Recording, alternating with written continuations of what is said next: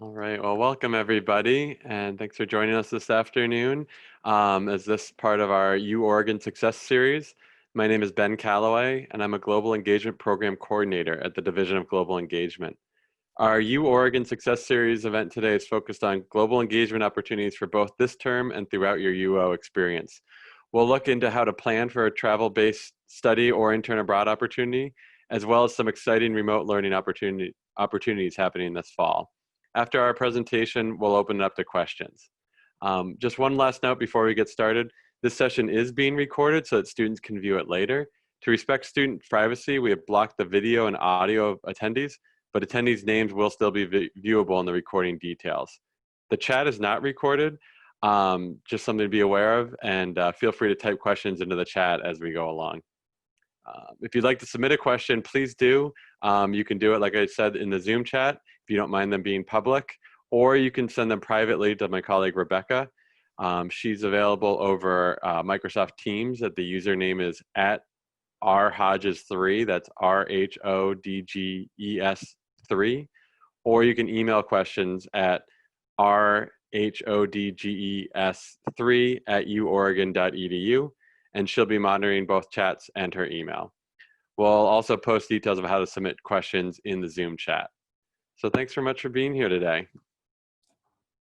We'll jump right in. We're going to be going around the world in a few minutes. And congratulations first on taking the first step to study abroad. And again, questions before, during, and after the presentation are welcome. So yeah, like I said, we're going to be zipping around the world in about 15 minutes. All the pictures you'll see in the slideshow are either taken by students or of program sites where GEO has study abroad programs. So our first stop over in Accra, Ghana. And I won't be talking specifically about the programs in these different sites, but you will see the program names in the corner of the site. So if you want to learn more about a particular program, definitely a great opportunity to jot it down, and then you can go look it up on our website too. So I'm curious for any of the students out there, if you have any global engagement goals, take a minute to think about it. It can be, there's no one right reason to go abroad. It can be a academic goal, it can be a career goal, something you want to get in, a field you want to get into after graduation, graduate school you want to be pursuing, language fluency, or personal goals. A lot of students trace family heritage or want to explore living overseas, want to explore living in a different part of the world. So a goal that you'd like to achieve on a GEO program before you graduate. I'll give people a few minutes if they want to type anything into the chat. That's awesome. Or if you just want to think about it on your own, that's great too.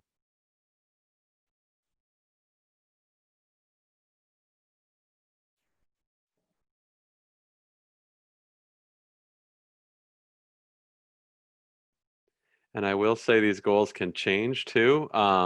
Throughout your time at the U of O, there's no one right time to go abroad either. We have students that go abroad before the U of O even starts. We have a pre-freshman program in London, but we have programs that begin that you can go on as soon as your freshman year all the way through. We have students that go their last term when they graduate as a senior too. So it's flexible throughout the time of year, during the academic year, or during the summer as well.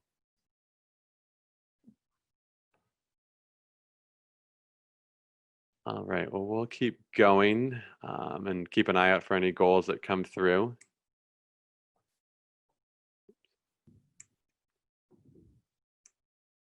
Here we go. And so we definitely want to acknowledge, this has been a really challenging year for travel-based programs. We had students that were abroad this past winter, spring, that had to return early from their programs when the coronavirus pandemic broke out. We had students that were all set to go abroad that had to change their plans and weren't able to travel. So we know we're at this current moment of a little bit of uncertainty about when that will reopen. We don't have any sort of crystal ball. The U of O did not allow any fall-based study abroad programs to take place this fall, but we're in constant communication with both UO leadership and also our program sites and colleagues around the world, evaluating future terms. So we're not sure if that's going to be winter term or at some future point after that. But one thing we do know is that at some point the world will reopen, and we really want to make sure that students are ready for it, that you're ready to join a program, go abroad. and take advantage of experiential education opportunities that await.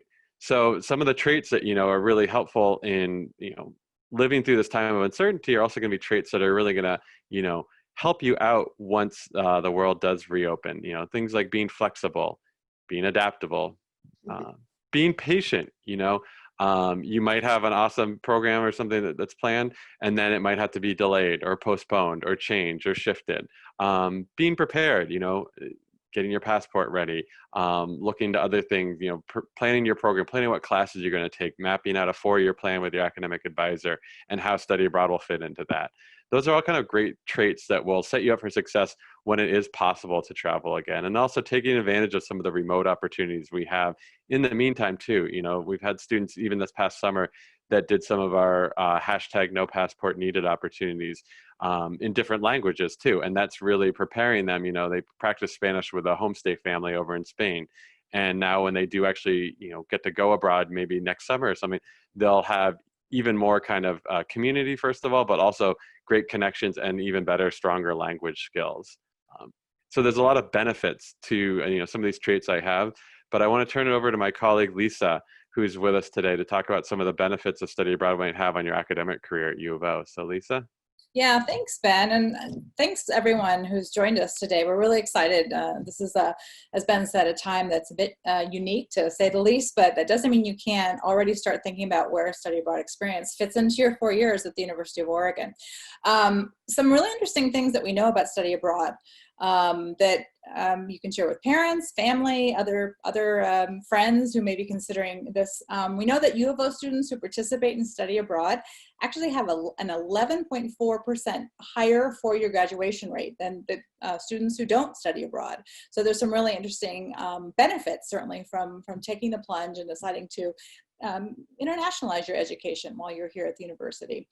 We also know that thanks to research that the U of O Office of Institutional Research has done with us, that there's actually a reduction in time to degree. It's a small one, but it's definitely correlating to folks who do study abroad, and a reduction or a decrease in debt load. So it tends to be students who have studied abroad actually carry less debt. So one of the obvious reasons perhaps for that latter reason or latter statistic is that obviously the programs that Ben and all of us at GEO want to put in front of you are programs that are accredited and that are very integrated with many of our departments here at the University of Oregon. So they keep you on path to degree.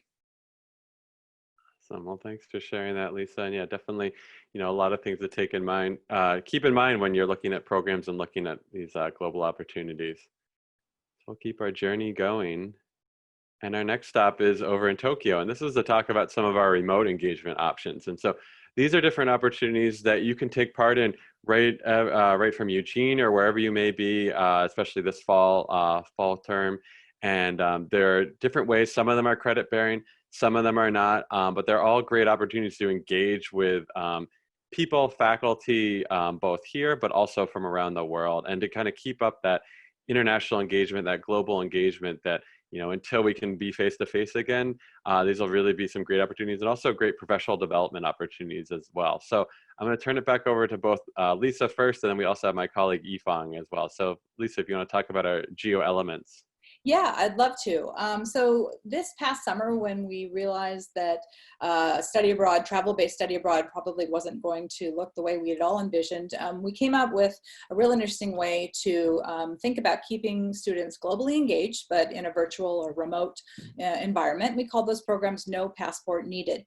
And we've continued the sort of spirit of those programs now through the beginning of the academic year and throughout the year now that are available to you. We're calling them No Passport Needed elements, and what they are is a way for you, if you're interested in keeping sort of your finger on the pulse of what's happening out there in the world, to stay globally engaged. We've got a couple of options for you. One of the options is basically by enrolling in a opportunity that we're calling virtual homestays, which is basically you are paired with a family in Spain or other Spanish-speaking countries, and you meet with this family over Zoom, usually once a week, sometimes twice, depending on your schedule and your interest. You share a meal together, virtually, of course. You engaged in the kinds of conversations that you would if you were, in person sharing that same meal. But by virtue of the fact that we're doing this remotely, I think we've got some really interesting opportunities to make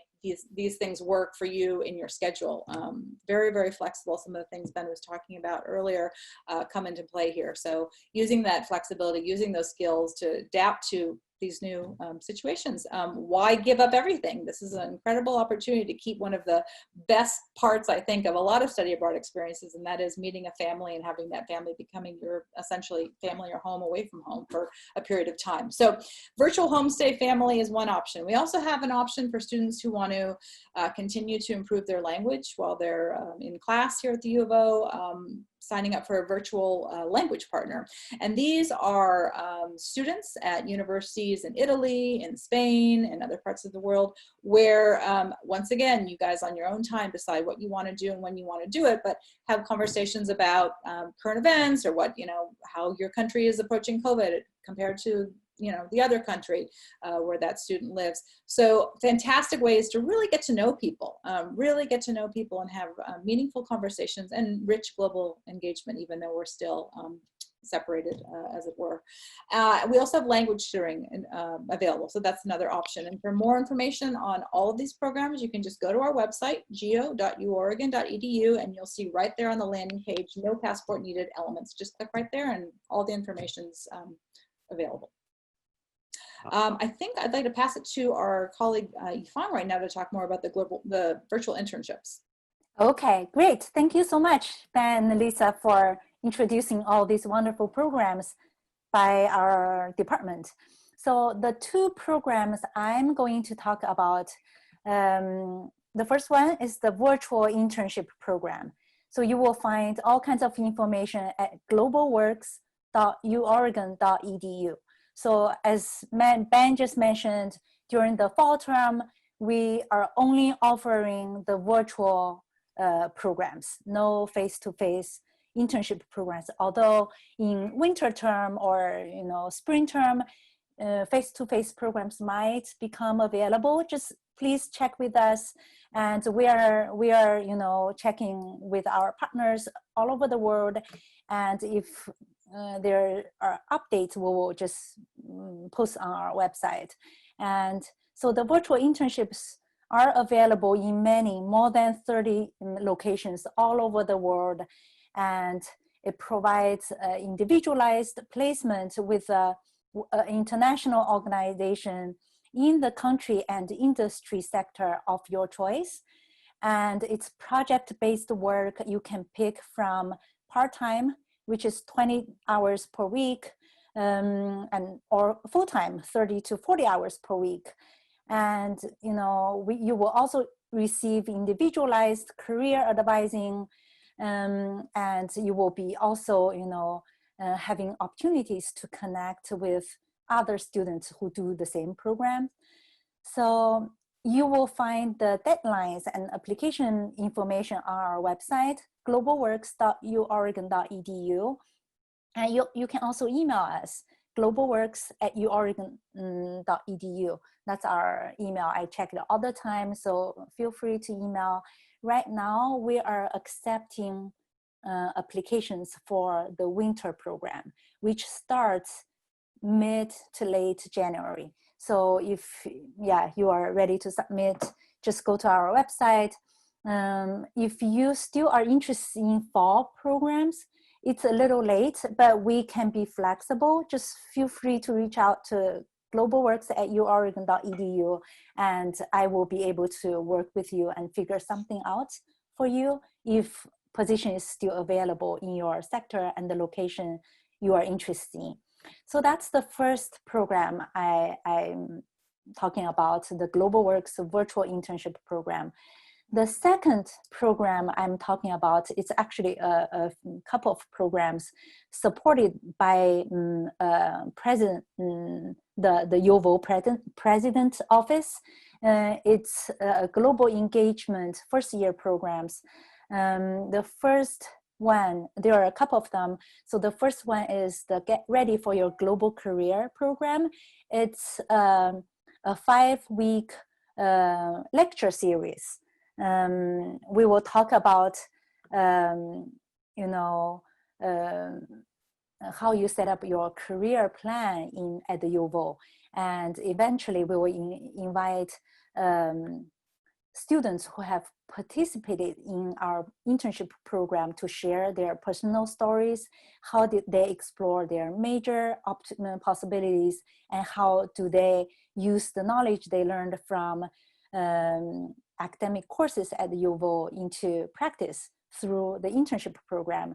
And we will also invite alumni to share their experiences and do career coaching. And we will also have virtual company tours to introduce you to a wide variety of industries, and just to see what everyday life it is like for a professional in, let's say, PR or in marketing or in science.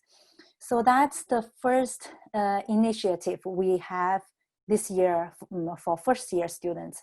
And the second first year program is called the Local Perspectives on Global Issues. It is a very interactive speaker series organized by our office. There will be weekly meetings, and we have a classroom reserved. We are still thinking about whether it will be every week online or every week on Zoom. It might be a combination. We'll send you more information once you register. So the website is, if you go to GSI, the Global Studies Institute, I posted both of the links in chat. So you will find both of the links there. You will find registration links on the website for both of the first year programs. I guess that's it from me. Yeah, get back to you, Ben. Actually, I'm going to jump in, I think, and mention a quick something. Thanks, Yifang, about our No Visa Needed program is for international students. Oh, yeah. Are there any students, international students on our Zoom at the moment? If there are, would you mind just using your Zoom to indicate that, raising a hand or indicating it somewhere in the chat? I'm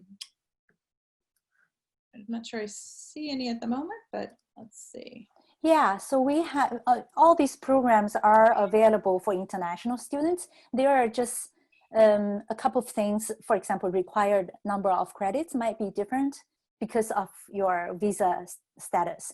So especially the virtual internship program, there isn't that much limitations in terms of visa, as long as you meet your UVO minimum number of credits to maintain your F1 status. So just reach out to me if you have a specific question I cannot answer, I didn't mention now, so we can talk about it later. Thanks, Yifang. Yeah, and just a reminder, if there are students who didn't want to identify themselves as international, as Yifang mentioned, certainly reach out, but also understand that No Visa Needed is a really interesting kind of enrollment option for students who are located outside of the US right now, but still attending the U of O, wanting to attend the U of O. So lots on offer. Ben, yeah, actually for both international and domestic students, No Visa Needed is a great option. You know, a lot of flexibility under this current circumstance. Great. Well, thank you both for sharing all that detail. And yeah, definitely, it's a lot, understand to digest as you're following along or watching. So, at the end, we'll have a couple other resources too. And just remember, you can reach out at our websites or through email too. So yeah, so next up, we are heading down under to Australia. You'll see the kangaroo up there. That's taken from one of our partner schools at the University of Sunshine Coast. But we have just many different program options and offerings. So over 300 programs in over 90 countries. And you'll find them all under our, GEO website. It's just geo.uoregon.edu. And this is under the programs tab. It can definitely be daunting at first. You'll scroll for a while to see all the different programs, but you can definitely filter them down by different subjects, by location, by term. And then the last one is by program type, and this might be new for a lot of people. We have a range of different program experiences, and they can be programs that are geo centers, and these are more kind of supported programs and opportunities where you take classes at a physical building together with other UO students and students from other US colleges. You have a site director on hand to help out with different issues, help you getting settled, helping with housing, all the way through different ranges to faculty-led programs. And these are where you're going with the UO faculty somewhere around the world, learning about different opportunities. It's a great opportunity to connect with the faculty. These are usually smaller groups than you might have in a traditional campus class. So really good opportunities there. Other research-based programs, language learning programs, program type can apply, a program can have multiple program types apply to it too. And then kind of at the far other end in terms of like immersive experience in student support is our exchange programs. And these are where you go as a visiting international student to one of the many different exchange partners we have around the world. And you would be registered, enrolled in classes, taking classes, sometimes in English, but sometimes in whatever the host language might be for that university. And you'd be taking classes alongside of classmates from all over the world, but from wherever that school is. And it's a great opportunity for students who are really seeking that immersive experience. And you get great language practice. You might have share an apartment or share a flat with other local students. So, and these are also some of our more affordable programmatic options too, because you just pay as an exchange student, you actually pay a fee that's closer to UO tuition. On our other program types, each program is assigned its own program fee. So that varies often based on where in the world it is. Certain locations are just more expensive to run programs than others, but also the duration of the program. We have programs as short as 2 weeks, programs as long as a whole quarter or a whole semester. So obviously the longer you might be in country, usually the higher the program cost is. But this program fee is the same for in-state or non-resident students, except for our exchanges. They have a slight differential. But definitely click in any program, you'll see more programmatic details. Definitely, again, this is where we come back to that kind of patience and understanding traits. We still don't have a lot of our program details up for 2021 yet. We're working on confirming dates. We're working on confirming faculty, budgets, different things like that. Please, we ask for your patience in that. We are working on, working through the uncertainty of the world, but a great opportunity if you find a program, you really want to be a part of is to start an application. And it's free to do that. You'll find an apply now link on many of our program sites. If the application is not open for whatever reason, you'll see a way to email us, and then you'll get on a list. And then when we do open the application, you'll get notified about that. So definitely, it's great to spend some time. A lot of students kind of spend time on this, in particular your first or second year here, as you're kind of exploring different majors, different academic subjects, see what's kind of open to you. And keep in mind too, not all programs, at the top of any program page, there'll be any language requirement. We have programs in different countries where you might think, oh, I don't speak any Spanish. How could I go on a program in Spain? We have a program that's called cross-border storytelling and interviewing in Spain and Portugal. It's actually, all the classes are taught in English. And one of the things you study and learn about as a journalist is how to communicate with people and interview subjects when you don't necessarily speak the same language. So keep in mind, don't necessarily turn off part of the world just because you don't speak that language.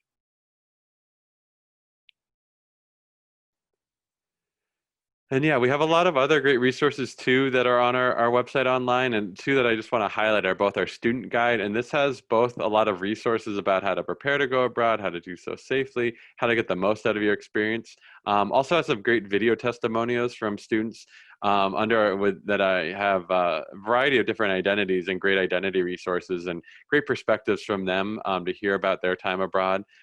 So really great resources on our student guide that's right up on our website, and also our scholarships and finances page. We're thrilled to be able to offer a lot of different scholarships through both our office and other departments at the U of O, as well as help students apply for and compete for nationally competitive scholarships like the Gilman Award, which is an excellent funding opportunity for students that might be Pell Grant eligible to use to both either study abroad, but also now you can use the Gilman towards some of the virtual and remote programs being offered. But a couple scholarships through GEO office that I really wanted to quickly highlight are planning scholarships. And so these are due on December 15th these are all free scholarships to apply for. You can apply for multiple ones pretty easily. It's just, short essay you'd have to write. We're also happy to review essay drafts before you submit them. There's more details on our scholarship page about where to send those.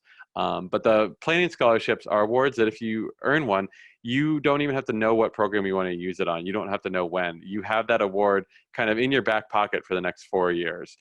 In particular, we have one specifically for first-year students. It's called Map Your Future. We also have one for students that are first-generation college students called our First-Gen Planning Scholarship. And then we have one for students with disabilities, a planning scholarship for them as well. And students can receive multiple ones of these if you identify as multiple of these different populations. And again, great opportunities to kind of get you jump started. And then once you kind of figure out your program and are getting closer to when you're actually going to apply to go abroad, you can work with a financial aid office, look at what kind of scholarships you might already have that can apply for your term abroad, and also work with our office to find other specific, we have a lot of region specific ones that you can also use, because we do recognize that, finances and funding is one of the biggest barriers to study abroad for a lot of students. But our staff and our team kind of operates under the philosophy that study abroad is for everyone. And it's not just finances, but if you have other kind of accommodations or questions or concerns, feel free to reach out to us. We're here to support you. We want to help you find an experience that meets your goals.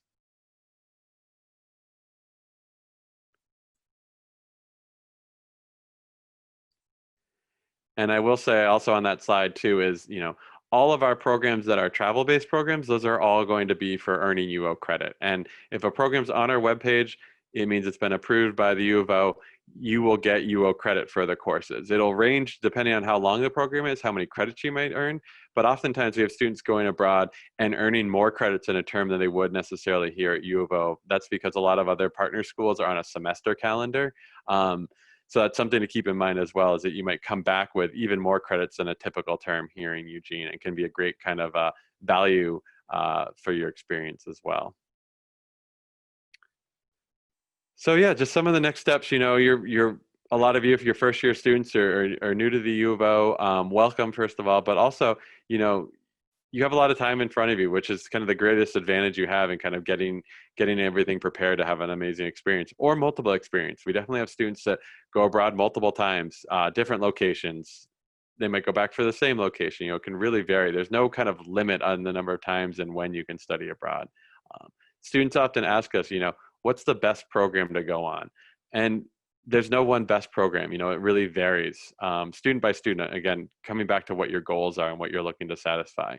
We have students fulfill major requirements, students satisfy language requirements, students satisfying core ed requirements, or students, oftentimes we might have a student I've worked with students that are biology majors that have a really strict curriculum during the academic year here in Eugene, but also have an awesome passion for music. They've gone on our music, arts, and culture program in London in the summer and just had a great time, great opportunity. So really, there's no real limit to the programs that you can choose. Some programs will have different programmatic requirements, either language, some coursework requirements, or GPA requirements. And keep in mind for GPA and different things, we take a holistic review of any student's application.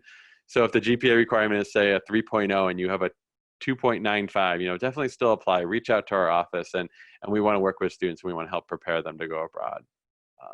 So yeah, it's having conversations both with our office and our team, but also having conversations with your academic advisor as you're starting to map out your 4-year plan and your courses. But our team, we can help anything from program selection, application questions. Our application's fairly straightforward, but you do have a couple questionnaires. You have an essay you'll have to write. And then once you're accepted on a program, kind of the next steps, going through getting a pre-departure orientation before you go. While you're in country, we fully support all the students. We have a 24/7 emergency line to reach out towards. And also alumni programming and opportunities. When you return, we have students that have gone abroad, they come back. We've had student workers in our office. We've had student ambassadors come and share with other students what they learned and how their experience was. We also do career workshops for these students and talking about how to integrate your study abroad or interning abroad experience into your professional development, how to show it on a resume, how to talk about it in an interview in ways that can help grow your career and launch your next steps after graduation. So thanks everybody. We've gone quickly around the world, and we're back here in Eugene. So, we want to kind of close with, this is kind of your ticket, your first steps to study abroad. And there's a lot of different next steps that you can take. And, there's not one right next step or anything. You can do them in different orders. A couple that we would like to highlight is we have drop-in advising. This is still taking place remotely for fall term, but it's Mondays and Wednesdays from 1:30 to 3:30 p.m. You can go to our website, go.uoregon.edu, and get connected to an advisor then. Talk to an academic advisor, as you're kind of picking out your classes, as you're considering different majors, exploring, we have programs that fulfill, like I mentioned, a lot of core ed requirements. So you don't even need to know what your major is, and you can still go on these programs and make progress towards graduation. If you don't have a passport, your passport is up for renewal soon. You can get a passport actually at the EMU. There's a passport office on campus here. And so definitely, take time, check in with your family, check in with that. That way, once you have that passport in hand, then you will be ready when it is time to travel, and you're not going to be stuck paying some expedited fee or different things like that. Definitely talk it over with your family, talk it over with your friends, talk it over with the people that support you in your education. Because the sooner you get on everybody's radar, kind of the better, and the more kind of planning. We also have a lot of students that have, family members that might be living in different parts of the country they can connect with. Other people have done really creative fundraising to help fund for some of their travel expenses too through their local communities. So just, it's great to get the word out there, and other people kind of helping you through these process too. Like we mentioned as well, visiting our webpage, researching options, and a lot of different ways you can kind of connect and kind of start preparing as we're in this kind of still uncertain time. And then obviously we mentioned earlier, but our many remote engagement opportunities are kind of great ways to kind of set yourself up and set yourself apart as you prepare to study abroad. And it looks like we've got some questions Great. coming in. I think this would be a good time with about 15 minutes or so left in our program. You've covered a couple of them. People were asking, is there an ideal time to study abroad, or something like that? You want to mention that a little bit more? And maybe along with that, is there, I don't know, how long do most students go abroad for? We often get that question. I see that coming in as well. Yeah, thanks, Lisa. Yeah, and thanks everybody for asking these questions. So yeah, there's no one magic right time for everybody, but I will say on our campus at the University of Oregon, summer is the most popular time for students to go abroad, and there's a variety of reasons for that. You can go for a shorter time in the summer. We have programs as short as about 10 days to 2 weeks, to some in the summer that are longer, 4 to 8 weeks long. But that lets you kind of match both a study abroad experience also with some independent travel. You only have to pay for one flight to go over and then explore the region after or before your program. It also allows students to maybe work or intern here in the US before they go abroad. So that's a great option for summer. However, during the academic year, we often have students go during, say, fall term. And if you went on an exchange program that's a fall semester, you only miss one term here at the U of O, but you're gone for fall semester about 14 weeks or so. It's a great immersive opportunity, and you really get to, establish some better roots and kind of feel like more of a local in that region or community, wherever you're studying. So, yeah, different options. We have some students that go abroad in the spring quarter and then stick around and go on a summer term program as well. Interning, again, it can vary throughout the year, but summer is the most popular time for a lot of students to do some of our global works internships as well. And again, that they, Yifeng, remind me how long they run for in the summer usually? It's 8 weeks. 8 weeks in the summer. So again, that's a kind of great, nice, longer term immersive experience, while also taking advantage of the duration between spring term and fall term to have a little bit of independent time to either study, travel, or do some work as well. What other questions do we have? Actually, since you mentioned internships, this one probably is more for Yifeng. Someone's asking what kind of internships are available.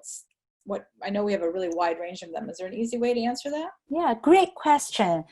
The Global Works internship program is very individualized. It's not like sending 10 business school students to one organization for internship practice. It's usually 1 or 2 students per organization or per supervisor if it's a very big company.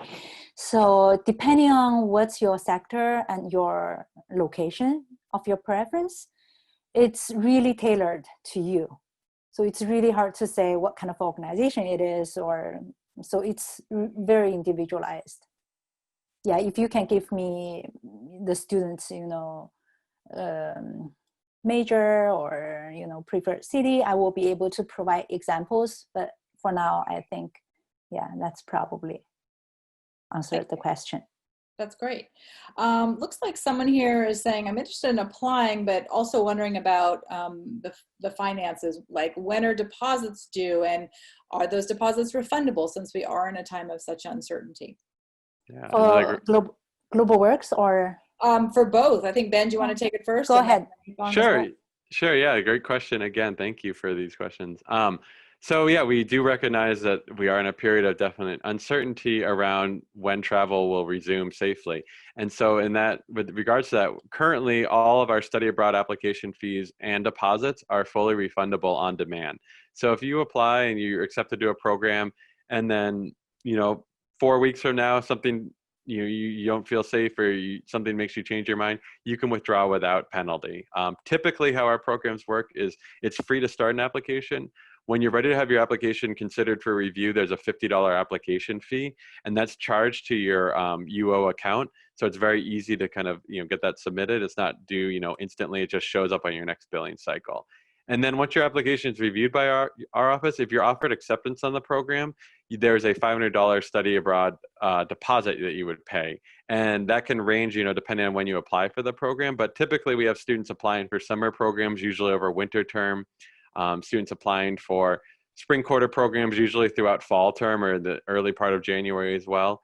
So that's something just to kind of plan for and prepare for. But again, like we said, currently, and we would let students know if this does change, but currently our deposits, once paid, are fully refundable on demand if a student changes their mind. And Yifang, I'll let you touch base on the Global Works policies. Okay, yeah.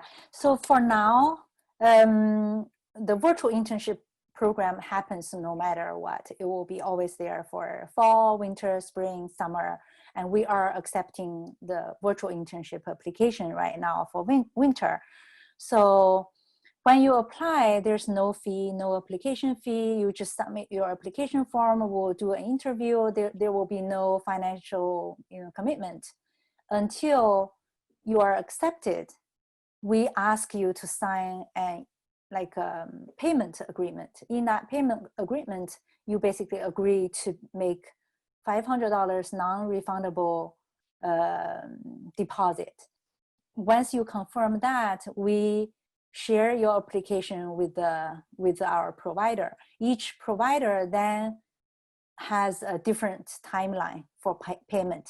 Usually, the longer you stay with the program, the more percentage of the cost you will be responsible for, because that's actually not charged by us. It's charged by the internship provider who are responsible to place you, because once they start the placement process, they will charge for their time. Usually it's, let's say, 4 weeks before the program start date, you will be responsible for 70% of the program fee, or some provider will say 80%. So I can go through the details if you have a specific location in mind.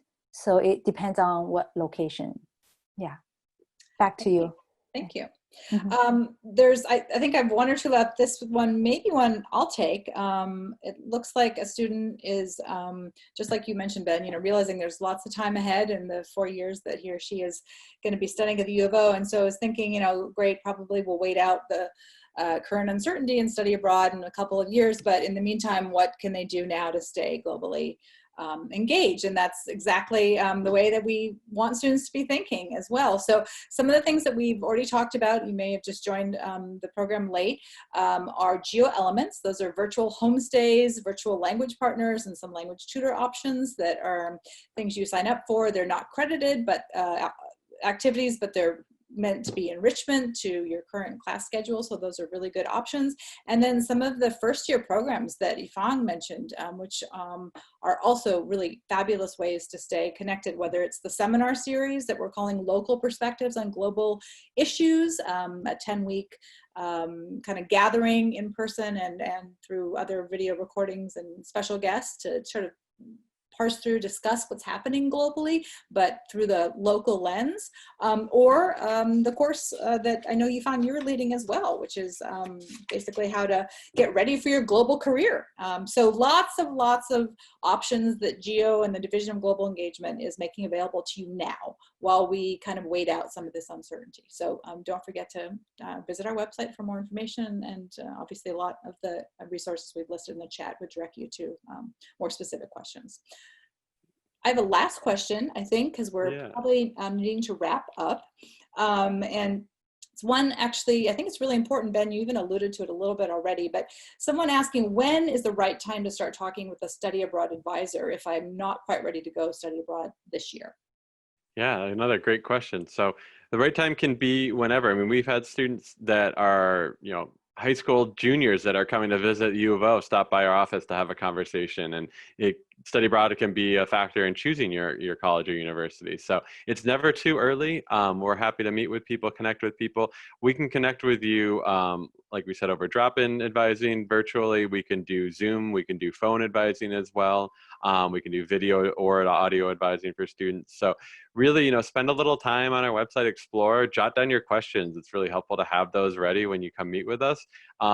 Also encourage you to meet with your academic advisor as well, but then you can come talk to us about what you hope your goals are, and really try to think about what those goals might be. And if you need help thinking about those goals, that's fine too. You can let us know that, and we're happy to kind of walk you through that. And because some programs, like I mentioned, some of our exchanges, those deadlines come up fairly quickly. Like for instance, we have a January 1st deadline, January 1st, 2021 deadline. That'll be for all of our exchanges in Japan for the 2021-2022 school year. So if you wanted to even go abroad, say spring of 2022, you would be applying this winter, in just a few months or so. So some of the deadlines, it might seem like a long ways off, but some of those deadlines can come up fairly quickly. Now we do have other programs where the deadlines only about 6 to 8 weeks, about 2 months or 3 months before the program begins, but it can be a range. So it's never too early to start planning. So thanks everybody. We're just about time. So thanks everybody for participating today and the great questions. And thanks again to Lisa and Yifang for helping out. And thank you all for joining and for watching this presentation. And again, if you need to follow up with us, we're easy to reach, just geo.uoregon.edu. We have an email address, geoinfo@uoregon.edu. You can send any questions there and we'll triage them and make sure we get to the right person. So thanks again, everybody, and have a great day. And we'll talk to you soon. Bye.